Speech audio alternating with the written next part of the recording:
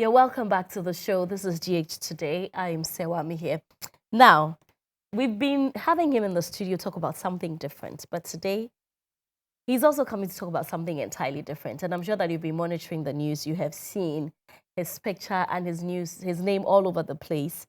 That this man here is a $250,000 richer. And you see, he's my friend, though. And so I am somewhat entitled to some part of the money. Spiky, are we not friends? Oh, we are. Kobby Nkrumah, are we not friends? We are. You're welcome. Congratulations. It's been a long battle, right? It has indeed. How many years? So it happened in 2018, and we started a battle in 2022. Yes. Oh, 2022. Yeah. That's fair. That's not too much time. And you've come out victorious. First of all, for those who don't know the background of the case, can you please tell us? Okay, so I'm a music producer by night when I'm not doing my tech stuff, and I compose African-themed soundtracks. So one day I was just there, and a friend told me that he'd heard one of my soundtracks being used by someone. And I'm like, who? It's CAF. And I don't follow sports, so there's no way I would have noticed this. So I went to check it out, and it was right. It was actually the song. Like they didn't even change it a bit. They just used the whole same beat. thing. Yes. And so I reached out to them and asked them, hey, you do realize this is my intellectual property you've infringed on. So it was tweets, emails. Finally, they go back to me and they asked me, so what's the way forward? They apologized and acknowledged that they had used it, and so what's the way forward? And I say, hey, you have to remunerate me, you have to pay me for it, you have to compensate me, and that was it. I didn't hear from them again. So I had lawyers send them emails, letters to basically put them into order, and it didn't seem to be going as we expected it, so then we had to take the legal route. So even that people, a lot of people told me, it's a Ghanaian legal system. It doesn't work. You're probably not going to get enough money. So just let it go. I mean, it's what? You can make more beats later.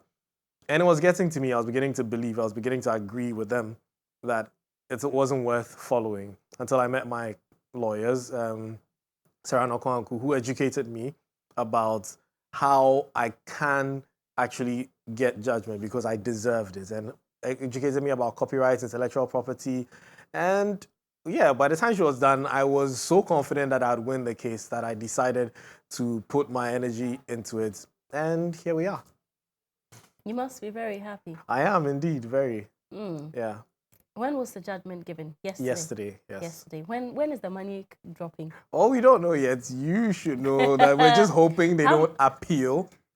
Are you expecting it? Are your lawyers expecting an appeal? Well, it's intellectual property, and so far, with what I've learned, there's a possibility to also... So we actually did pursue both civil and criminal because intellectual property infringement is criminal as well. So there's also the criminal side that we're still on. So this is civil. So if they decide to appeal, I mean, we are still pursuing criminal. And now that we have judgment for civil, you know what it is. Right. I see. I'm very happy for you, by the way. Thank you. And because Spiky makes really beautiful beats, and it must be really sad then to know that people are taking your beats without giving you credit for it, right? Moving forward, I mean, this appears to happen a lot. What advice would you give to persons? Because even here in Ghana, we keep doing it to each other.